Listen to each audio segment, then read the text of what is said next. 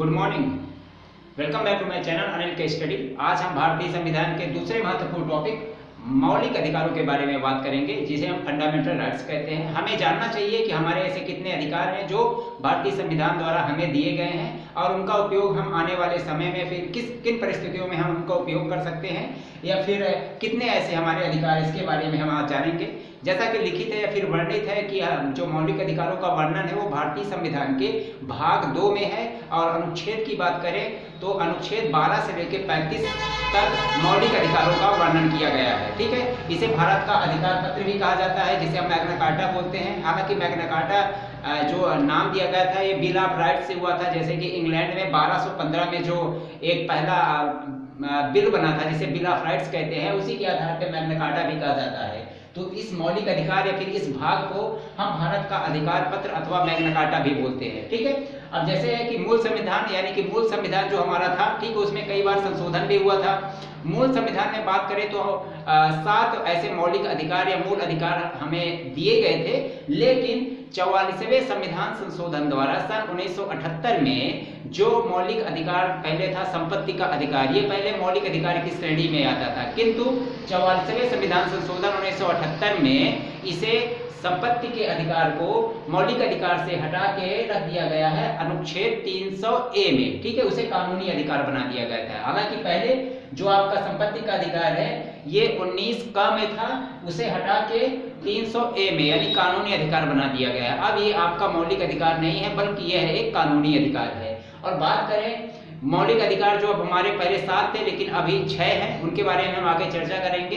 अब बात करें कि जो मौलिक अधिकार है इसकी मांग क्या सर्वप्रथम कब उठी थी, तो सन 1931 में कराची में एक कांग्रेस का अधिवेशन हुआ था, जिसकी अध्यक्षता कर रहे थे सरदार वल्लभ भाई पटेल यानी लौह पुरुष। उन्होंने मांग की थी कि हमें या फिर हमारी जनता को ऐसे अधिकारों की जरूरत है जो राज्य के प्रति उसकी गारंटी को सुनिश्चित करे। इसी के परिप्रेक्ष्य में 1931 में कराची में ऐसा अधिवेशन हुआ था और वल्लभ भाई पटेल जी ने मौलिक अधिकारों की मांग की थी। अब बात करते हैं क्या मौलिक अधिकारों में संशोधन हो सकता है, सरकार कुछ ऐसा संशोधन कर सकती है? जी हाँ, बिल्कुल हो सकता है। मौलिक अधिकारों में संशोधन हो सकता है, और कंडीशन ये है कि यदि देश में आपातकाल लग रहा है, राष्ट्रीय आपातकाल का जो वर्णन है वो अनुच्छेद 352 में दिया गया है। 352 में यदि सशस्त्र विद्रोह या फिर कहीं युद्ध हो जाता है तो इससे आपातकाल की घोषणा कर देती है सरकार। तो यदि ऐसी स्थिति आती है तो हमारे मूल अधिकार निलंबित हो सकते हैं, क्योंकि सिर्फ एक ही मूल अधिकार है जिसे हम बोलते हैं व्यक्तिगत स्वतंत्रता की अधिकार, उसको छोड़ के। ठीक है, व्यक्तिगत या दैहिक स्वतंत्रता जो होती है 1900 अनुच्छेद आपका 21 में है, तो उसको छोड़कर बाकी सभी मौलिक अधिकार निलंबित हो सकते हैं ऐसी परिस्थिति आए तो। ठीक है, तो ये रहे मौलिक अधिकारों के बारे में जो बेसिक जानकारी है। अब हम बात करते हैं इसके आगे कि हमारे जो 6 मौलिक अधिकार है फंडामेंटल राइट्स, वो कौन कौन से हैं और उनमें क्या क्या प्रावधान है। तो चलिए बात करते हैं हम। जैसा कि मैंने पहले लिखा है कि पहला जो आपका फंडामेंटल राइट्स है यानी मौलिक अधिकार है वो है समता यानी समानता का अधिकार। ठीक है, समानता का अधिकार जो आर्टिकल है 14 से 18 के बीच में सिर्फ और सिर्फ समानता के अधिकार के बारे में बात की गई है।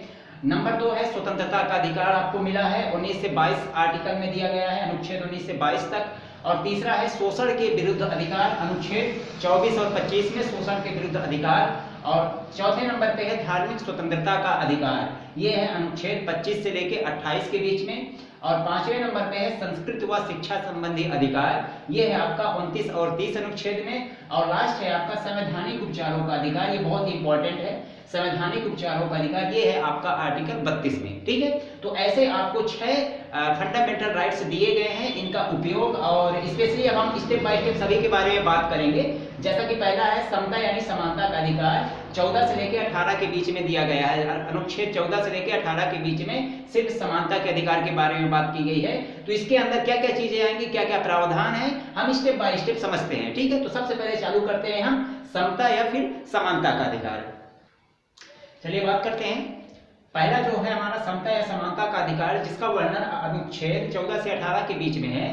तो इन बीच में जो भी अनुच्छेद है उनके बारे में हम पर्टिकुलर बात करेंगे। जो अनुच्छेद 14 है वो क्या कहता है कि विधि के समक्ष समता, यानी कि राज्य जो व्यवहार रखेगा अपने नागरिकों के प्रति वो एक समान दृष्टि से रखेगा, यानी कि किसी के प्रति भेदभाव नहीं करेगा। कहने का मतलब ये है कि जो कानून कहता है उसके समक्ष सभी लोग समान होंगे। ठीक है, तो विधि की समझ क्षमता यानी कि कानून के हिसाब से सभी व्यक्ति को समान अवसर और समान रूप से देखा जाएगा, ये अनुच्छेद हमारा 14 कहता है। उसके बाद दिया है अनुच्छेद 15, इसमें लिखा हुआ है धर्म, नस्ल, जात, लिंग या फिर जन्म स्थान के आधार पर भेदभाव का निषेध, यानी कि कहने का मतलब ये है कि 5 ऐसे आधार दिए गए हैं जिसमें उनके धर्म, नस्ल, जात, लिंग या जन्म स्थान के आधार पर कोई व्यक्ति या फिर यहाँ तक कि राज्य किसी भी व्यक्ति के साथ गलत व्यवहार या दुर्व्यवहार नहीं करेगा, हमारा आर्टिकल 15 कहता है। ठीक है, आर्टिकल 16 की बात करें तो इसमें लिखा है लोक नियोजन व अवसर की समानता। इसको सीधे साधे अर्थ में आप ऐसा समझो कि आप किसी कहने का मतलब कोई एक वैकेंसी आ रही है, ठीक है, कोई पोस्ट आ रही है, किसी चीज की आप तैयारी कर रहे हो, तो उसमें जो अवसर दिया जाएगा सभी लोगों को समान रूप से अवसर दिया जाएगा। यानी कि आप किसी भी कैटेगरी में आ रहे हो, चाहे सामान्य के हो, पिछड़ा वर्ग के हो, अनुसूचित जाति या फिर अनुसूचित जनजाति के हो, तो उसमें जो जैसे होता है ना फॉर्म आपको भरना है, तो ऐसा तो कुछ भी नहीं है कि सरकार बोलेगी कि सिर्फ जनरल वाले भरेंगे, फिर ओबीसी वाले ही भरेंगे और कोई दूसरे ही भरेंगे। उनको क्या है, समान अवसर दिया जाएगा कि हाँ खुली प्रतियोगिता है, आप इसमें हिस्सा ले सकते हो। लेकिन इसके कुछ अपवाद भी हैं, जैसा कि अनुसूचित जाति, अनुसूचित जनजाति या ओबीसी जिसको बोलते हैं अन्य पिछड़ा वर्ग, इनको जो प्रावधान किया गया था आरक्षण की व्यवस्था, इसको हम बोल सकते हैं इसके ये अपवाद है कि उन्हें आरक्षण के रूप में, हालांकि जैसे ईडब्ल्यूएस वाला भी उन्होंने सामान्य वर्ग को 10% आरक्षण देने का निर्धारण किया है, तो इससे कहीं ना कहीं थोड़ा सा संगति आई है अनुच्छेद 16 के हिसाब से देखें तो। अनुच्छेद 16 सिर्फ यही कहता है कि लोक नियोजन या अवसर, कितने भी अवसर देश में हैं तो उन अवसरों को प्राप्त करने का सभी का बराबर या समान अधिकार होना चाहिए। अनुच्छेद 17 कहता है अस्पृश्यता का अंत। अस्पृश्यता का मतलब होता है छुआछूत, ठीक है। अस्पृश्यता का अंत कहता है कि आप किसी व्यक्ति से सिर्फ ये भेदभाव नहीं करोगे छुआछूत के हिसाब से, ठीक है, यानी कि आप छुआछूत को सीधे जड़ से उखाड़ फेंकोगे, ऐसा सोच रखो, ठीक है। तो अनुच्छेद जो 17 है तो आपको छुआछूत का निषेध करता है कि आप ऐसा व्यवहार नहीं कर सकते हैं। और आपका आर्टिकल जो 18 है वो लिखा है उपाधियों का अंत। कहने का मतलब ये कि जो राज्य सरकार है तो वो सेना और विधा संबंधी अपने पुरस्कार को छोड़ के बाकी अन्य कोई दूसरे पुरस्कार नहीं बांट सकेगी। और दूसरी बात इसमें कही गई है कि कोई भी व्यक्ति है किसी देश का पुरस्कार ले रहा, मतलब उसे मिल रहा है, तो उस व्यक्ति को पहले अनुमति लेनी पड़ेगी राष्ट्रपति से, तब वो किसी दूसरे देश की उपाधि या फिर पुरस्कार ग्रहण कर सकेगा, अदरवाइज वो उपाधि के पात्र नहीं होगा, ऐसा आप मान सकते हो। जैसे आप लोगों को पता है कि जो भारत रत्न है, पद्म विभूषण, पद्म भूषण, जितने भी आपको पुरस्कार या फिर जो भी भारत सरकार वितरित करती है तो ये अनुच्छेद 18 के तहत ही वितरित किया जाता है इन्हें, ठीक है। तो ये 5 ऐसे अनुच्छेद हैं समता या समानता के अधिकारी। इन सभी को हम क्या बोलते हैं, समानता का अधिकार। 14, 15, 16, 17 या 18 तो समानता का अधिकार था 14 से लेके 18 तक। अब हम आगे बात करते हैं आने वाले अधिकारों के बारे में। आइए बात करते हैं हम जो दूसरा अधिकार है स्वतंत्रता का अधिकार, उसके बारे में बात करते हैं, जिसका वर्णन है अनुच्छेद 19 से लेके 22 तक। अनुच्छेद 19 जिस तरह हमें 6 प्रकार की स्वतंत्रताएं मिली हुई हैं, उसी प्रकार अनुच्छेद 19 में भी 6 प्रकार की कुछ ऐसी स्वतंत्रताएं थी, 7 ये थी, लेकिन अनुच्छेद जो संपत्ति का अधिकार है उसको हटा के, जैसा कि मैंने पहले बताया था कि उसे 300A में रख दिया गया है कानूनी अधिकार के रूप में। तो अनुच्छेद 19 कहता है, इसमें ABC कई उपखंडों में विभाजित है। तो अनुच्छेद A कहता है, अनुच्छेद A में क्या है कि बोलने की स्वतंत्रता, जो आपके सामने मैं अभी बोल रहा हूँ ना, बड़बड़ कर रहा हूँ, ये हमें पावर कौन देता है, अनुच्छेद A। अनुच्छेद A बोलने की स्वतंत्रता देता है। अनुच्छेद B यानी कि 19B क्या बोलता है कि शांतिपूर्ण एकत्रित होने की स्वतंत्रता, कहीं भी आप शांतिपूर्ण ढंग से एकत्रित या इकट्ठा हो सकते हैं। उसके बाद अनुच्छेद 19C कहता है कि कहीं भी आप संघ बना सकते हैं। संघ मतलब कोई एसोसिएशन या फिर कुछ लोगों आम जनों को मिला के एक संघ के रूप में परिवर्तित कर सकते हैं, ये कहता है अनुच्छेद 19C। उसके बाद आता है अनुच्छेद 19D। इसमें बोला गया है कि आप कहीं भी आवागमन के रूप में भारत में कहीं भी आप आवागमन कर सकते हो, कहीं भी आ जा सकते हो, कोई रोक टोक नहीं होगी, ये स्वतंत्रता देता है हमें 19D। उसके बाद बात करते हैं 19E की। इसमें आप कहीं भी निवास कर सकते हो, भारत के किसी राज्य क्षेत्र में, भारत के किसी भी भूभाग पे जाके आप निवास कर सकते हो, ये स्वतंत्रता देती है 19 ई। उसके बाद बात करते हैं, लास्ट है 19G। जैसा कि मैंने बताया था 19H में क्या था कि संपत्ति का अधिकार था, तो संपत्ति के अधिकार को हटा के उसे कानूनी अधिकार बना दिया गया है। तो हमारे पास लास्ट आता है 19G, जिसमें कहा गया है कि आप अपनी आजीविका चलाने के लिए, आजीविका या अपनी मूलभूत आवश्यकताओं को पूरा करने के लिए कहीं भी व्यापार या फिर आजीविका चला सकते हैं, यानी अपना बिजनेस कर सकते हैं। यह स्वतंत्रता हमें अनुच्छेद 19G में बात कही गई है, ठीक है। तो 19 में इतनी सारी स्वतंत्रताएं हैं। अब बात करते हैं आर्टिकल 20 की, यानी कि अनुच्छेद 20 में हमें क्या क्या स्वतंत्रताएं हैं। जैसा कि आर्टिकल 20 में लिखा हुआ है, अपराधों के लिए दोष सिद्ध संरक्षण, ठीक है। इसका मतलब क्या होता है, आइए हम जानते हैं। अपराधों के लिए दोष सिद्ध के संरक्षण, इसमें मुख्य रूप से 3 बातें सामने आती हैं। पहला तो ये कि कोई भी व्यक्ति है अपराध किया है तो उसे एक अपराध के लिए सिर्फ एक बार ही सजा मिलेगी। और दूसरी बात, जैसा कि लिखा है कि अपराध करने के समय जो कानून प्रचलित है उसी कानून के आधार पे अपराधी को सजा दी जाएगी, ना तो पहले वाले कानून और ना तो आने वाले कानून के हिसाब से। यानी कि अपराध जैसे ही व्यक्ति कोई करता है तो उस समय जो भी कानून कहता है, जो भी कानून का ढंग होगा, रीति होगी, उसी के आधार पे अपराधी को अपराध की सजा दी जाएगी। और तीसरे नंबर कहता है कि स्वयं के विरुद्ध न्यायालय में गवाही देने के लिए बाध्य नहीं किया जाएगा। यानी उस अपराधी के पास इतनी स्वतंत्रता जरूर होगी कि उसे स्वयं के विरुद्ध, अपने विरुद्ध गवाही देने के लिए बाध्य नहीं किया जाएगा, जबरन नहीं किया जाएगा कि चलो न्यायालय में तुम ऐसा बोलो, ऐसा आप नहीं कर सकते हो। ये हमें अनुच्छेद 20 कहता है। तो अनुच्छेद 20 में मुख्य रूप से 3 चीजें किसी भी अपराधी के लिए स्वतंत्रता पूर्वक कार्य करती हैं कि कोई अपराधी है तो उसे एक अपराध के लिए एक बार ही सजा मिलेगी, और दूसरा, अपराध करने के समय जो भी कानून प्रचलन में होगा उस कानून के हिसाब से मिलेगी सजा, और तीसरा, स्वयं के विरुद्ध उसे न्यायालय में गवाही देने के लिए बाध्य नहीं किया जाएगा। अब बात करते हैं हम आर्टिकल 21, जिसमें लिखा है प्राण एवं दैहिक स्वतंत्रता। जैसा कि मैंने बताया था कि यदि आपातकाल लागू हो जाता है अनुच्छेद 352, उस समय सभी स्वतंत्रताएं हमारी निरस्त यानी निलंबित हो सकती हैं, किंतु आर्टिकल 21 जो प्राण एवं दैहिक स्वतंत्रता, इसको आप व्यक्तिगत स्वतंत्रता भी बोल सकते हो, तो ये निलंबित नहीं होगी, ये उस समय भी चलन में रहेगी, ठीक है। तो इसमें प्राण एवं दैहिक स्वतंत्रता के बारे में बात की गई है। और 21 का जो है, तो इसमें 6 से 14 वर्ष के बच्चों को अनिवार्य और निःशुल्क शिक्षा लेने की बात की गई है। यह कर्तव्य होगा राज्य सरकारों को। केंद्र सरकार द्वारा सौंपा गया था कि यदि आप 6 से 14 वर्ष की उम्र के जो भी बच्चे हैं उन्हें निःशुल्क अनिवार्य शिक्षा प्रदान करें, ठीक है। अब बात करते हैं आर्टिकल 22 में क्या है। आर्टिकल 22 में लिखा है कुछ दशाओं में गिरफ्तारी से संरक्षण, ठीक है, कुछ दशाओं में गिरफ्तारी से संरक्षण। इसमें भी 3 प्रकार की स्वतंत्रताएं हैं। जैसा कि यदि आपको कोई व्यक्ति, ठीक है, व्यक्ति क्या कि पुलिस वाले ही गिरफ्तार करेंगे, यदि आपको कोई बिना कुछ किए या फिर मनमानी ढंग से गिरफ्तार कर लेता है, ठीक है, सॉरी, मनमानी ढंग से हिरासत में ले लेता है, तो सबसे पहले उसका आप ये बताना जरूरी होगा कि क्या कारण है, कारण क्या है। यानी कि आप उससे ये पूछ सकते हो कि क्या रीजन क्या है, आप क्यों हिरासत में ले रहे हो, ये आपकी स्वतंत्रता है, और उसे बताना पड़ेगा कि रीजन क्या है।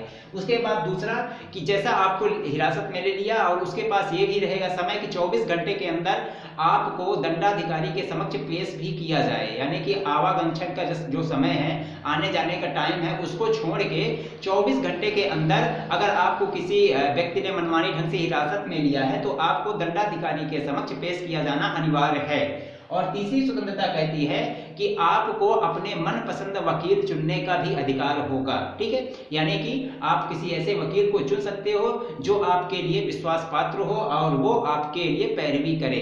तो ये हमें स्वतंत्रता देता है अनुच्छेद 22, जिसमें लिखा है कुछ दशाओं में गिरफ्तारी से संरक्षण, ठीक है। अब हम बात करते हैं आगे आने वाली स्वतंत्रताओं के बारे में। आइए बात करते हैं हम जो तीसरा आपका अधिकार है, शोषण के विरुद्ध अधिकार, जिसका वर्णन है अनुच्छेद 23 और 24 में। तो अनुच्छेद 23 क्या कहता है कि मानव दुर्व्यापार और बालात श्रम का निषेध। यानी कि किसी भी व्यक्ति की आप खरीद बिक्री कर रहे हैं, उसका खरीद फरोख्त कर रहे हैं और उससे जबरन श्रम करवा रहे हैं, तो ये दंडनीय अपराध है।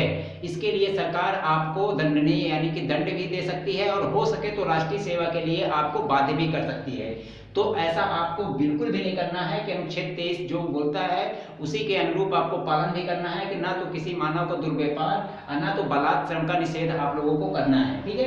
अब अनुच्छेद 24 बोलता है बालकों के नियोजन का प्रतिषेध। इसका सीधा सा अर्थ ये है कि 14 वर्ष से कम उम्र के जो भी बच्चे हैं उन्हें किसी भी ऐसे कारखाने में नहीं लगाया जाएगा जिनमें जोखिम ज्यादा हो। ठीक है, तो कुल मिला के किसी भी ऐसे कोई भी औद्योगिक इकाई है, कारखाना है, उसमें 14 वर्ष से कम आयु के बच्चों को वहां काम करने पर मनाही है, वहां वो बच्चे काम नहीं कर सकते हैं। अन्यथा वो औद्योगिक इकाई का जो लाइसेंस है वो भी निरस्त हो सकता है, या फिर सरकार जो उचित समझे अगली आने वाली कार्यवाही भी कर सकती है। ठीक है, तो शोषण के विरुद्ध अधिकार में सिर्फ 2 ही था कि आर्टिकल 23 और 24। उसके बाद जो आपका चौथा अधिकार फंडामेंटल राइट्स आता है वो होता है धार्मिक स्वतंत्रता का अधिकार, जिसका वर्णन है भारतीय संविधान के अनुच्छेद 35 से लेके अनुच्छेद 28 तक। तो 35 क्या कहता है, सॉरी 25 क्या कहता है, अनुच्छेद 25 कहता है अंतःकरण किसी धर्म को अबाध रूप से मानने की स्वतंत्रता। कहने का मतलब ये है कि आप किसी भी धर्म या किसी भी संप्रदाय के हो, ये मतलब नहीं है। आप किसी भी धर्म को अबाध रूप से मान सकते हो, उसका प्रचार कर सकते हो, और उसके जो भी इष्ट होंगे उनको आप अपना जो भी है, कहने का मतलब कि आप धर्म को किसी भी धर्म को मान सकते हो, उसका प्रचार कर सकते हो और अपना सकते हो। इसमें कोई किसी ना तो सरकार कुछ हस्तक्षेप करेगी, वो आपकी स्वतंत्रता है कि आप किसी धर्म के प्रति क्या करते हो, क्या मानते हो कि नहीं मानते हो। ठीक है, उसके बाद है अनुच्छेद 26 में लिखा है धार्मिक कार्यों के प्रबंध की स्वतंत्रता। ठीक है, यानी कि आप किसी ऐसे धर्म विशेष से जुड़े हुए हैं, या फिर आप किसी धर्म विशेष के आधार पे कोई एक ऐसी संस्था का निर्माण किया है, और उस संस्था का प्रबंध, कहने का मतलब उसमें जो भी संसाधन है उसका प्रबंधन, उसका स्वामित्व और उससे जो उपजी आय है आप उसका उपयोग निर्बाध रूप से कर सकते हैं। इसमें सरकार कोई हस्तक्षेप नहीं करेगी, ना ही ये गैर कानूनी है। ठीक है, तो अनुच्छेद 26 हमें यही स्वतंत्रता देता है कि किसी भी धार्मिक कार्य के प्रबंध, यानी कि धार्मिक कार्य आप कर रहे हो किसी संस्था के रूप में गठित करके, तो उस संस्था का प्रबंध और उससे अर्जित आय को आप अपने उपयोग में ले सकते हैं। अनुच्छेद 27 कहता है कर में छूट। मैंने शॉर्टकट में लिखा है कर में छूट। एक्चुअली ऐसा है कि यदि आपकी आय, जैसा जितना आप रुपया कमाते हो, तो उसमें से कुछ ऐसा पैसा है जो किसी धर्म की उन्नति में खर्च होता है। ठीक है, इससे आप समझो कि यदि आप मान लो महीने का 10,000 रुपए कमाते हो, और इस 10,000 रुपए से मान लो कि 2,000 रुपए आप किसी ऐसे धर्म या संप्रदाय के लोगों में देते हो जो वो उन्नति का कारण बने। ठीक है, यानी किसी आप संस्था में देते हो, किसी ट्रस्ट में देते हो जो विशेष धर्म या संप्रदाय से संबंधित हो, और आपका पैसा यूजफुल हो, यानी उनकी उन्नति के लिए हो, तो आपको कर देने के लिए बाध्य नहीं किया जाएगा। ये कहता है अनुच्छेद 27। अब बात करते हैं अनुच्छेद 28 की, जिसमें लिखा है धार्मिक शिक्षा नहीं। इट्स मीन कि यदि राज्य या केंद्र सरकार द्वारा वित्त पोषित, इसका मतलब यह हुआ कि कोई संस्था या कोई विद्यालय है जिसका भरण पोषण या वित्त पोषण राज्य सरकार अथवा केंद्र सरकार कर रही है, तो ऐसे विद्यालय व महाविद्यालय अथवा संस्था में किसी भी व्यक्ति को किसी भी प्रकार की धार्मिक शिक्षा नहीं दी जाएगी, और ना ही उसे धार्मिक शिक्षा लेने के लिए बाध्य किया जाएगा कि आप किसी एक विशेष धर्म से आते हैं तो आप इसी धर्म की शिक्षा ग्रहण करें, या फिर आप हिंदू हो तो आपको जबरन भगवत गीता पढ़ाया जाएगा, जबरन रामायण पढ़ाया जाएगा, या फिर आप मुस्लिम हो तो आपको जबरन कुरान की शिक्षा दी जाएगी, या फिर आप किसी दूसरे धर्म को हो तो दूसरे धर्म से संबंधित जो विशेष धार्मिक शिक्षा है वो दी जाएगी। तो इन चीजों का निषेध किया गया है अनुच्छेद 28 में। ठीक है, तो आई होप धार्मिक स्वतंत्रता का अधिकार में जो 25 से 28 तक है, तो इतना ही वर्णन है। अब हम बात करते हैं आगे आने वाली जो हमारी स्वतंत्रताएं हैं। अब हम बात करते हैं जो हमारा 5वां फंडामेंटल राइट्स है, जिसे बोलते हैं संस्कृति व शिक्षा संबंधी अधिकार, जिसका वर्णन है भारतीय संविधान के अनुच्छेद 29 और 30 में।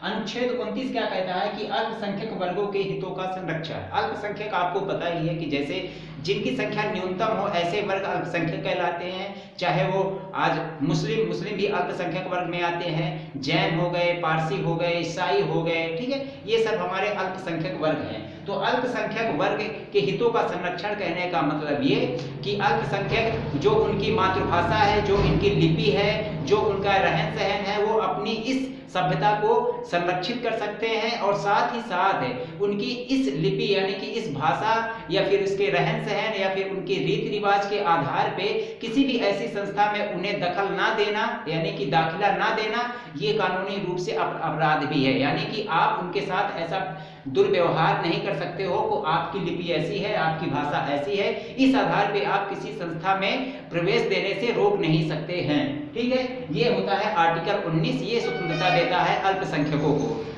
आर्टिकल 30 है, ये अल्पसंख्यकों को ये स्वतंत्रता देता है कि आप शिक्षा से संबंधित अपने खुद के संस्थान स्थापित कर सकते हैं और उन पर प्रशासन कर सकते हैं। साथ ही साथ अगर आप जैसे ही किसी संस्थान की स्थापना करते हो तो उस संस्थान के लिए आपको अनुदान सरकार बिल्कुल देगी, उसके लिए अनुदान मनाही नहीं करेगी। यानी कि आप किसी ऐसे शिक्षा संस्थान की स्थापना कर रहे हो जो अल्पसंख्यक वर्गों के हितों के संरक्षण के संबंधित है, तो सरकार आपको अनुदान यानी कि ग्रांट देने से मना नहीं कर सकती है, ये अनुच्छेद 30 कहता है। ठीक है, तो शिक्षा और संस्कृति व शिक्षा संबंधी अधिकार जो है 29 और 30 में, इसमें 29 में अल्पसंख्यक वर्गों के हितों का संरक्षण और 30 में शिक्षा संस्थाओं की स्थापना करना, उनका प्रशासन चलाना और सरकार द्वारा दिए गए अनुदानों का सदुपयोग करना है। ठीक है, अब हम बात करते हैं बहुत ही महत्वपूर्ण जो आपका फंडामेंटल राइट्स है, संवैधानिक उपचारों का अधिकार। इसको मैं ब्रीफ में इतना ज्यादा तो नहीं बता पाऊंगा क्योंकि बहुत ही इंपॉर्टेंट है, मैं इसका बेसिक चीज आपको बताऊंगा। इसके अंतर्गत 5 चीजें ऐसी आती हैं जो आपके लिए जानना बेहद जरूरी है। तो चलिए बात करते हैं अंतिम फंडामेंटल राइट्स की ओर, जिसका नाम है संवैधानिक उपचारों का अधिकार। आइए बात करते हैं हम बहुत ही महत्वपूर्ण और अंतिम फंडामेंटल राइट्स की ओर, जिसका नाम है संवैधानिक उपचारों का अधिकार, जिसका वर्णन है भारतीय संविधान के अनुच्छेद 32 में। ये बहुत ही इंपॉर्टेंट और बहुत ही महत्वपूर्ण आपका फंडामेंटल यानी मौलिक अधिकार है। इसी के परिप्रेक्ष्य में स्वामी जो अपने भीमराव अंबेडकर जी थे, उन्होंने इसे कहा था संविधान की आत्मा या संविधान की कुंजी। ठीक है, इसे बोला गया था, भीमराव अंबेडकर जी ने कहा था। इसके अंतर्गत मुख्य रूप से 5 चीजें आती हैं। ठीक है, ये जानना आपके लिए बेहद जरूरी है कि ये क्या है। जैसा है पहला, बंदी प्रत्यक्षीकरण क्या होता है। ठीक है, यानी हैबियस कॉर्पस इंग्लिश में बात करें तो बंदी प्रत्यक्षीकरण मुख्य रूप से ऐसे व्यक्ति के आग्रह पर जारी किया जाता है जब उस व्यक्ति को लगता है कि हमें बिना कारणवश या फिर जबरन हिरासत में ले लिया गया है। ठीक है, तब एक अनुज्ञा पत्र जारी किया जाता है उस व्यक्ति द्वारा। तो फिर न्यायालय बंदी करने वाले व्यक्ति से उससे पूछता है कि आप दिए गए तय समय में हमारे समक्ष इस व्यक्ति को उपस्थित करो, जिससे हम ये पता लगा सके कि जो ये व्यक्ति बोल रहा है ये वाकई में सत्य बोल रहा है या फिर गलत बोल रहा है। तो मुख्य रूप से बंदी प्रत्यक्षीकरण, जिससे कि नाम से ही स्पष्ट है कि किसी व्यक्ति को गलत ढंग से हिरासत में ले लिया जाता है, तो उस व्यक्ति द्वारा ये अनुज्ञा पत्र जारी किया जाता है कि बंदी प्रत्यक्षीकरण हमें गलत तरीके से लिया गया है। तो सरकार यानी कि न्यायालय द्वारा बंदी करने वाले व्यक्ति को, यानी जो बंदी करेगा, हिरासत में लिया है, उसको ये आज्ञा देता है कि आप उसके समक्ष प्रस्तुत करें। ठीक है, ये होता है बंदी प्रत्यक्षीकरण। दूसरा है परमादेश। ठीक है, इसको आप मैंडेमस बोल सकते हो। परमादेश जैसा कि नाम से स्पष्ट है, आदेश। ये परमादेश ऐसा होता है कि जब सार्वजनिक पद पर रहता हुआ कोई व्यक्ति यानी सरकारी आदमी है, वो अपना जो कर्तव्य है पूरी अच्छी तरीके से निर्वहन नहीं करता है, यानी कि सिर्फ और क्या करता है, जो आजकल स्थिति बनी हुई है, सिर्फ और सिर्फ कुर्सियां तोड़ो। ठीक है, तो परमादेश तभी वरिष्ठ अधिकारी या फिर वरिष्ठ संस्था द्वारा जारी किया जाता है और उससे अवगत कराया जाता है कि आप अपने कर्तव्यों को अच्छी तरह से निर्वहन नहीं कर रहे हो, सो प्लीज आप अपने कर्तव्यों को अच्छी तरह से बखूबी निर्वहन करो, तब ये परमादेश लागू होता है। उसके बाद आता है प्रतिषेध लेख। ठीक है, प्रतिषेध लेख मुख्य रूप से प्रतिषेध लेख सर्वोच्च न्यायालय, जिसे हम सुप्रीम कोर्ट बोलते हैं, तो सुप्रीम कोर्ट द्वारा उच्च न्यायालय या फिर अधीनस्थ न्यायालयों को जारी किया जाता है और उनसे ये बोला जाता है कि आप किसी विशेष मुकदमे को अपने यहाँ सुनवाई ना करें, क्योंकि ये आपके अधिकार क्षेत्र से बाहर है। यानी कि किसी भी कोई हाई कोर्ट है या फिर अधीनस्थ कोर्ट है, जिला कोर्ट है, तो इनकी एक अधिकारिता होती है कि हम इसके अंतर्गत ही मामलों की सुनवाई करेंगे। इस परिप्रेक्ष्य में सर्वोच्च न्यायालय द्वारा जारी किया जाता है अधिकार प्रतिषेध लेख कि आप इस मामले की सुनवाई वहां ना करें, क्योंकि यह अधिकार क्षेत्र से आपके बाहर है। ठीक है, अब चौथा करते हैं उत्प्रेषण। ठीक है, उत्प्रेषण मुख्य रूप से सर्वोच्च न्यायालय द्वारा ही जारी किया जाता है अपने अधीनस्थ न्यायालयों को, और उनसे ये कहा जाता है कि आप अपने यहाँ पड़े लंबित जो भी मुकदमे हैं उन्हें एक दूसरे के यहाँ ट्रांसफर कीजिए, फिर एक दूसरे के यहाँ दस्तावेजों को भिजवाइए, जिससे जो लंबित मुकदमे हैं उनका जो निपटान है, समाधान है, जल्द से जल्द तरीके से हो जाए, तब ये लागू होता है उत्प्रेषण। और लास्ट में आता है आपका अधिकार परीक्षा लेख। जैसा कि नाम से स्पष्ट है, अधिकार परीक्षा लेख, यानी कि कोई भी ऐसा व्यक्ति है वो इस पद पर आसीन है जिस पर उसकी वैधानिकता नहीं है। यानी कि कोई भी व्यक्ति है, सपोज ऐसा है कि किसी बैंक का एक क्लर्क आदमी है, ठीक है, वो क्लर्क है, उसकी योग्यता क्या है, क्लर्क के आधार पर है और क्लर्क पे पोस्टेड है। अब ये जाके सीधे बैंक मैनेजर की कुर्सी पे बैठ गए, यानी क्या बन गए? Bank manager. क्योंकि है तो वो क्लर्क, लेकिन बैंक मैनेजर की उनकी अधिकारता तो है नहीं। तब ये अधिकार परीक्षा लेख जारी किया जाता है कि आप किस अधिकार से इस क्लर्क से होके आप बैंक मैनेजर में प्रवेश कर गए। कहने का मतलब कि उस व्यक्ति के पास उस पद की योग्यता ना होते हुए भी उस पद को धारण करते रहना, ये होता है अधिकार परीक्षा लेख के। तभी अधिकार परीक्षा लेख सरकार द्वारा लाया जाता है और उसके खिलाफ कुछ वारंट भी जारी हो सकता है कि आप जो आपकी योग्यता है, जो आपकी वैधानिकता है, उसके सीमित दायरे में ही रहिए, आप आगे बहुत उड़ने की कोशिश ना कीजिए। तब होता है। तो हमारा अधिकार परीक्षा लेख किसी आधार पे सरकार द्वारा दिया जाता है। तो संवैधानिक उपचारों के जो अधिकार है तो अनुच्छेद 32 में दिया गया था। और 5 चीजें हैं जो मुख्य रूप से किसी भी के लिए, किसी भी दृष्टि से बहुत ही इंपॉर्टेंट है। तो मौलिक अधिकारों के बारे में बस इतना ही। और मौलिक अधिकारों के बारे में जो भी वर्णन था, 6 आपके फंडामेंटल राइट्स थे, उनके बारे में मैंने बता दिया। आई होप आप लोगों को वीडियो अच्छी लगी हो। मैक्स से वीडियो अच्छी लगी हो तो वीडियो लाइक करें, कमेंट करें और मेरे चैनल अनिल के स्टडी को सब्सक्राइब करना ना भूलें। और मिलते हैं किसी और ऐसे ही नए और इंटरेस्टिंग और मजेदार वीडियो के साथ।